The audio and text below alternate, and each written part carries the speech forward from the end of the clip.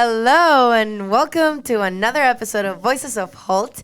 Today we have an amazing interviewee and we have our co-host Firas today with us. Hello Firas. Hi, Danny. Do you want to introduce our interviewee? Of course. Well, our interview today was my professor in this semester, and he's the author of two very renowned books, Blindsight and Branding Means Business. Today we have Professor Matt Johnson with us. It's good to have you here, Matt. Yeah, fantastic to be here. Thank you for coming. Thank you. It is exciting, guys, because most of the time I get to meet these professors that will be my professors maybe in a few years. And it's exciting because I want to have class with them tomorrow, but I can't. But it's still exciting to meet new professors and to see what's expecting for me in the next upcoming years. Just to give a little bit of overview, Matt is specializing in neuroscience and in neuromarketing in particular.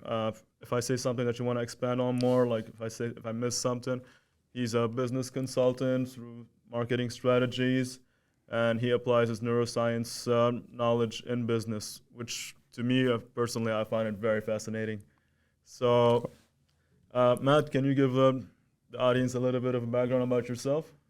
Sure. So as Faraz mentioned, my name is Dr. Matt Johnson, and I'm a professor here at Hult International Business School. I teach courses in psychology, neuroscience, marketing strategy, consumer behavior, a bit of digital marketing, and yeah, my original academic background is in neuroscience. So my PhD work, it focused on the neuroscience of perception and communication. So essentially how we go from the raw sensory signals in our environment, how we take these in, how we interpret these, how we build these rich inner landscapes inside ourselves that only we can experience, and then ultimately how we communicate these ideas and concepts in the social environment. And now for the past 15 years or so, my work in writing and consulting has really been oriented around applying a neuroscientific perspective to understand consumers and to help brands better interact with their customers and markets. Perfect. So we hear a lot about who the professional Dr. Matt Johnson is, but who is the background of this? Who's the person behind the title of Dr. Matt Johnson? Who's the man behind the mask? Who's the man behind the mask? I mean, what you see is what you get. There's no real, layers essentially. There's kind of this interesting debate in personality psychology. Do we have an authentic self, right? We're sort of think of ourselves as this onion, right? And we think about, at the core of that onion, there's sort of this idiosyncratic individual self. And then I have all these layers of this onion that I'm, a slightly different person at work. I'm a slightly different person with family life. And those are the layers of the onion. And I can peel those back and I can find this sort of idiosyncratic sort of core self.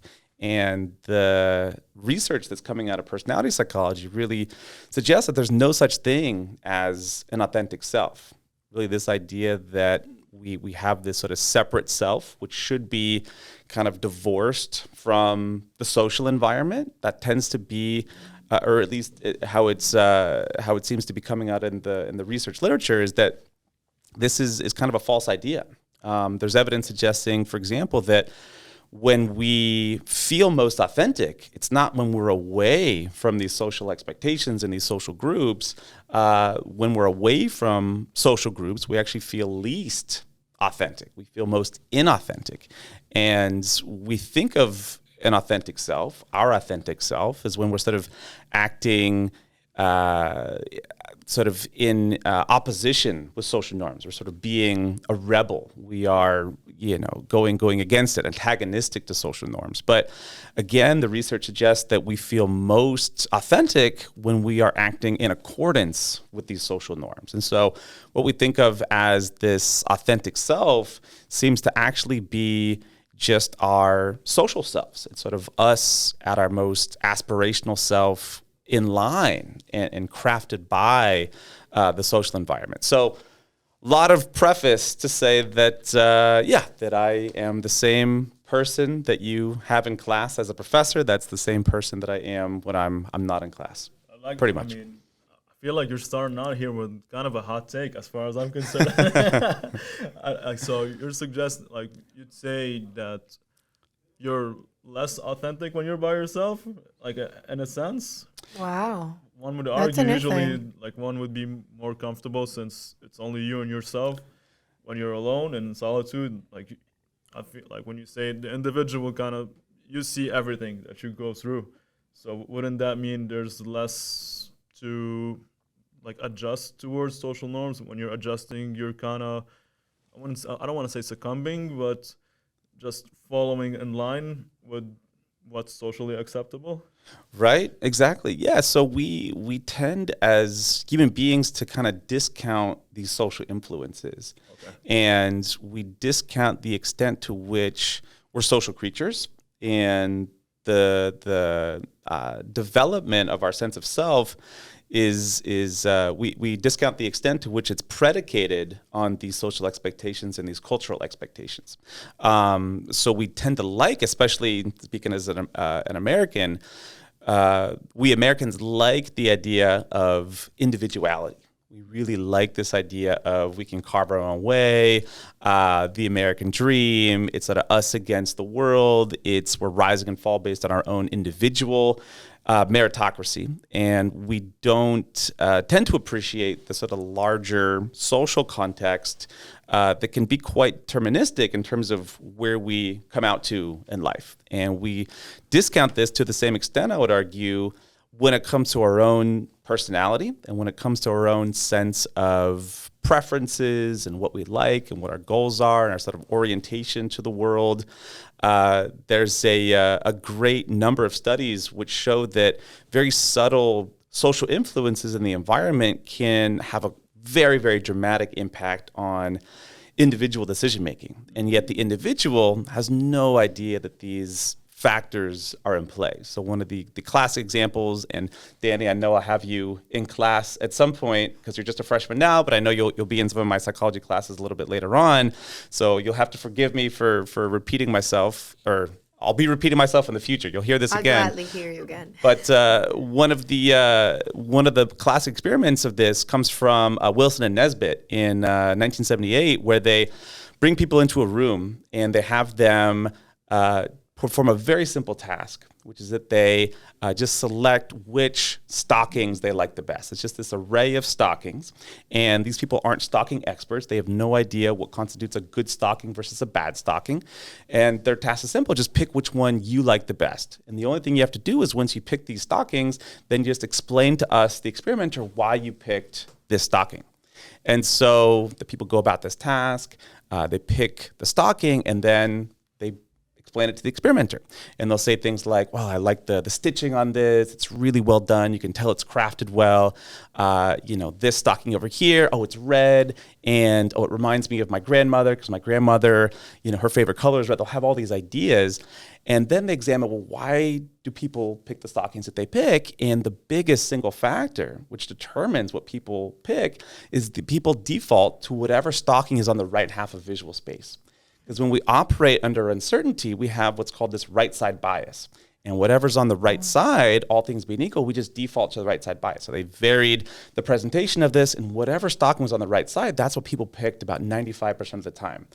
But what was most interesting is not the right side bias, but the fact that 0 people said, you know why I picked these stockings? Because they're on the right side of visual space. Everybody had all these other explanations, right? I like the stitching, I like the color, I like the And it was memories all the I brain. conjured The up. brain told them that they chose because of that, but it's not true.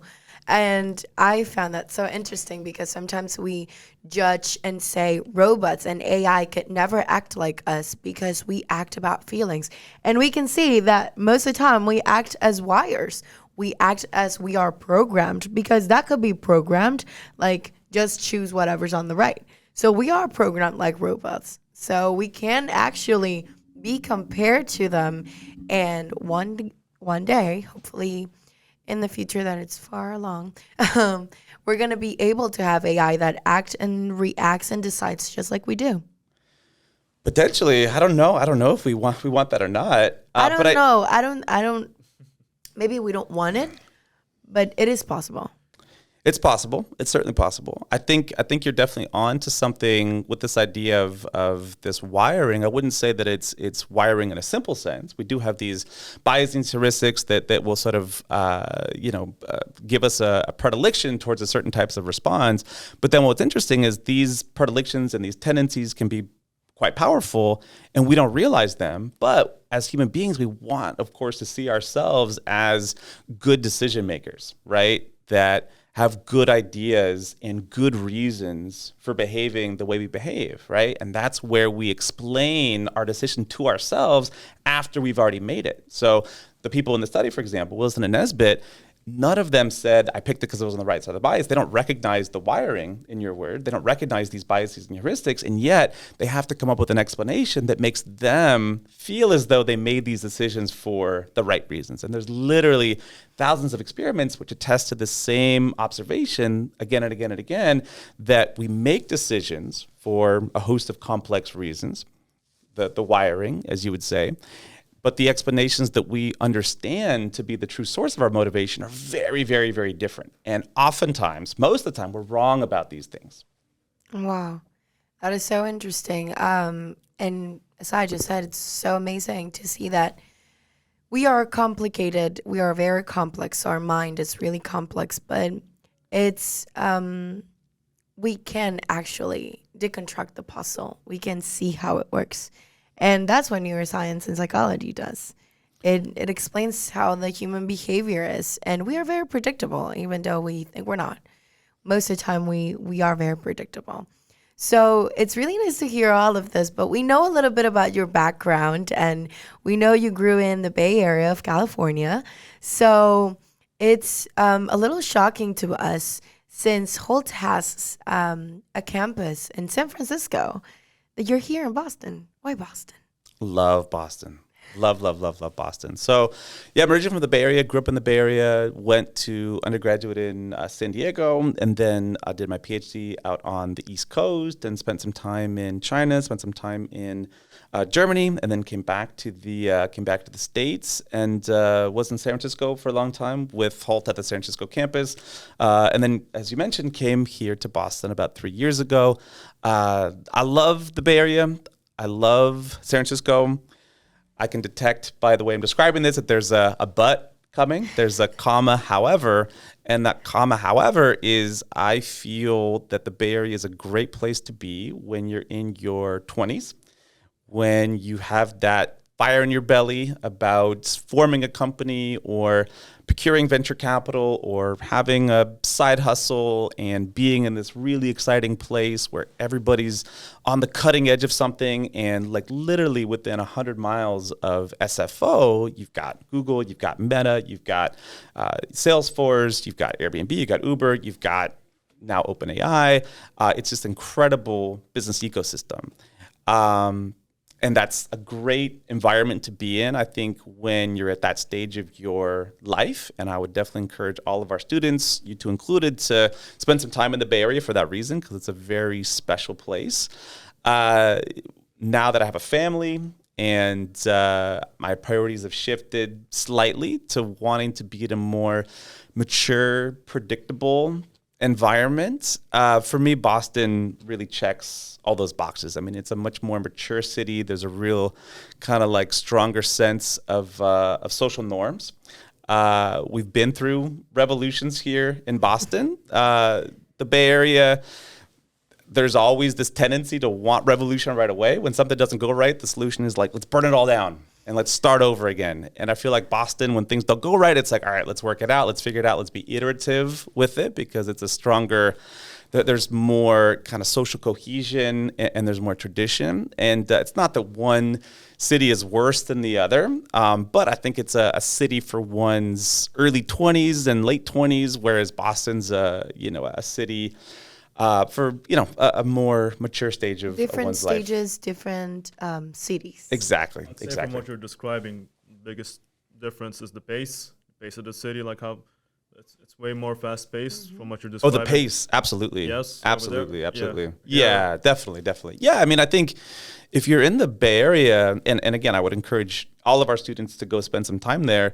Like, there's a sense in which you need to justify your existence to be in that city, right? It's expensive rent. It's not, frankly, the most livable city. And so it's great if you are there to take advantage of everything it has to offer. And it does have, an incredible ecosystem that has a lot to offer.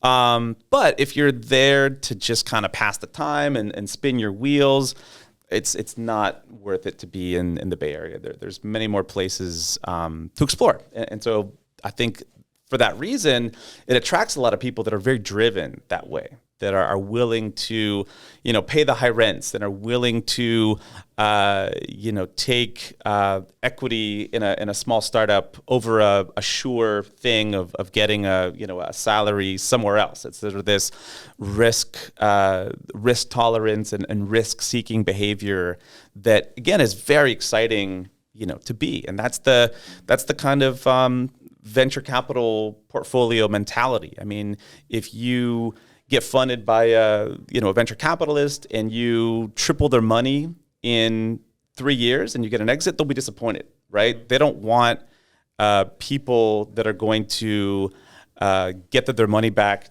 2x in 27 months. They want either you're gonna flame out in spectacular fashion, or you're going to be Uber, or you're going to be Airbnb, or you're going to be OpenAI, or you're going to be, insert successful tech company here. That's the risk profile that is appreciated and is valued in a venture capitalist portfolio. And that's the kind of people that are naturally going to be attracted to a city like the Bay Area. I think the way you're describing it, that might be the best advertisement for our Hult students here to rotate to France. Like, I think a lot of people are going to be very much more excited towards going there and seeking what you say, and some others are going to be frightened by that and be like, and some others like me who are obsessed with order.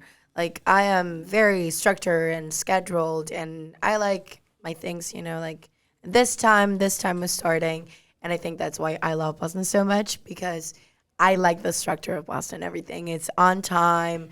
The bus is never late. All of those things that I know the Bay Area does not offer.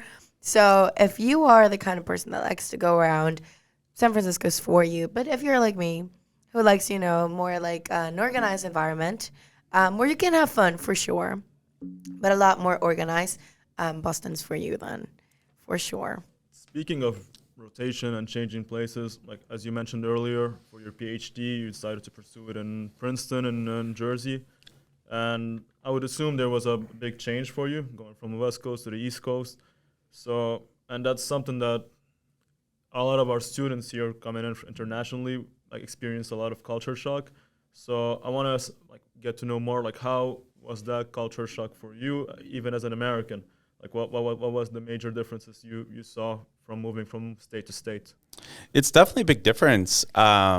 Yeah, it's kind of crazy thinking back on it, because it's like, how different can it be, right? We are the same country, we speak the same languages, we have some, shared cultural traditions across West Coast, East Coast, same sports leagues, et cetera, but it's very different. It's very different on, just kind of like a vibe, feel level.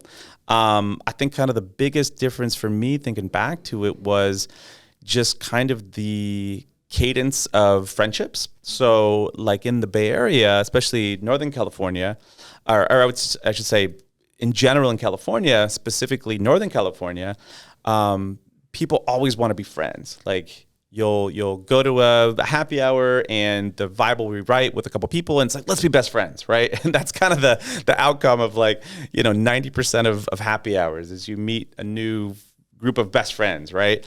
And, sometimes they do stick around and sometimes they do become kind of in the inner circle, and then the cream rises to the top.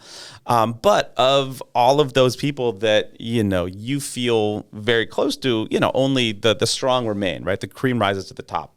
And I would say in the East Coast, it's kind of the opposite, where it takes a long time to really get to know somebody on the East Coast, somebody who's from the East Coast. But then once you really get to know them, like you're friends for life, and they're at that kind of like creme de la creme, at that point, even though you didn't start out as best friends, and that's totally fine and acceptable. So when I first came to the East Coast, I thought everyone was just really cold, and I thought everybody, just didn't want to be friends with other people. But then I just slowly realized that it's not that they don't want to be friends. Of course, they value friendships, but it's a much slower cadence to get to that friendship, and it's fine on the first, second, third, fourth, fifth, sixth, seventh meeting to not think you're friends yet, but maybe on that 8th, 9th, 10th meeting, you finally get to kind of a deeper level, and then you're friends and you're really bonded at that point. It's funny that you use the word cold, because I think it's actually cold. It's about the weather. It has a lot to do with the weather. It's like scientifically proven that people from cold places, it's a lot more cold than people from warm places. And that is because most of the time, since it's warm, you're outside. So you're willing to do more of a social life than if you were in the cold, since you don't want to be outside so much. So most of the time, people from the cold are used to be inside, not only because it's cold outside and it's not comfortable, but also because it's dark outside. So you don't go out as much as you go in the warm places. It happens to us that are from a place like me, a very warm place, and then I come to this places and I realize that at 4 p.m. I'm inside. I don't go out anymore because it's already dark, and I'm used to be out in the sun. So it happens the same thing. You cut out a little bit your social life because of the cold. So it's literally the use of the word. They are a little bit colder, and it's really because of that.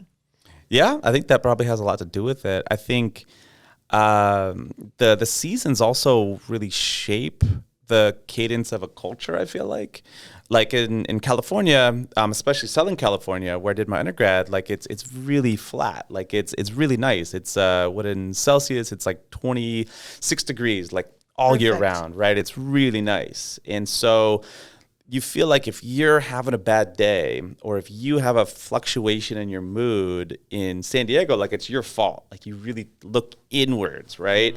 Whereas on the East Coast, you have a lot to contend with, and you're shaped in terms of what you wear and how you act and the things you do and the things happening in the city by external factors. And so there's always something on the East Coast to kind of push against. And I think, for me at least, like that feels like a really healthy relationship to have with weather sometimes, where you are, adapting to something, like you're having to adapt to something, whereas you don't just have this blank canvas in which, if you're not having an optimal day, it's your fault, right?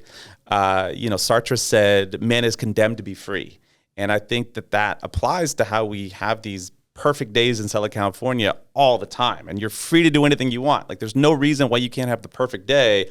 And so if you don't have the perfect day, it's somehow like a personal defect, right? And people do take it, I feel like, very personally when they are upset and they get very worried about it. But on the East Coast, like I feel like there's always this weather thing to, kind of decides for you, and it limits the problem space and it limits what you can do, and you have to adapt to it and you have to prepare for it, and it's not an environment that is sort of for you. And I think, it's personal preferences, and of course there's many worse places to be weather-wise than Southern California, of course. But for me, I like the East Coast kind of like coldness and the seasonal changes as well. Okay. I like it. Yeah. For me, that's such an understated factor. Like you just mentioned, I even noticed it in class. Like you can tell the average energy level in class like went down tremendously between, say, October to December. Definitely. You can, and it's not like a lack of enthusiasm. It's just that people are really adjusting to the weather shifts and like the fluctuation in weather day to day. But speaking of Hult again, like. What drew your interest particularly to Hult? Like of all places where you could have went, like was there something about the international scene? Was there something about the structure of Hult? Like I'd love to dive deeper into that. Yeah, so I think it's really two things. I mean, one, obviously with the international factor. I mean, like teaching at Hult is really like entering the United Nations every single time you enter a Hult classroom. And there's students represented, all different countries of the world. And that's just like, there's just incredible cultural richness. And I learn so much from my students that I feel like my life would really not be the same if not for this contact that I have with other cultures and other countries of the world.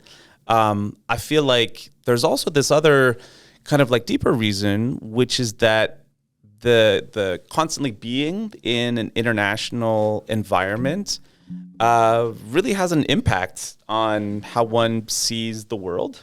And I feel like that goes beyond knowing about cultures and knowing about cultural events and world events.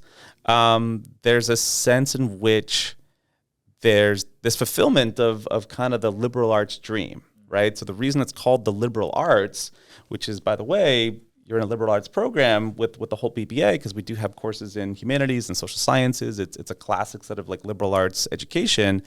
The whole idea of a liberal arts education is that it liberates you from the provincial nature of your own upbringing, right? So that you have a level of general knowledge, and that's the spirit of general education in the liberal arts degrees, such that you're able to connect on a level that supersedes, again, sort of the provincial nature of one's own upbringing. And I think there's something really powerful in that. There's something really powerful on a personal level for me, and then there's it's powerful to be able to participate in that process for other people as well, because obviously coming from all over the world, and obviously we come to the classroom with our own unique cultural heritage and our own ways of seeing the world, and then we can understand that somebody else who's from a completely different country, from Lebanon, Dominican Republic, you have your own cultural heritage, but you can meet in the middle and you can have a shared experience. And there's something I think really beautiful and really powerful about that, and there's something really special about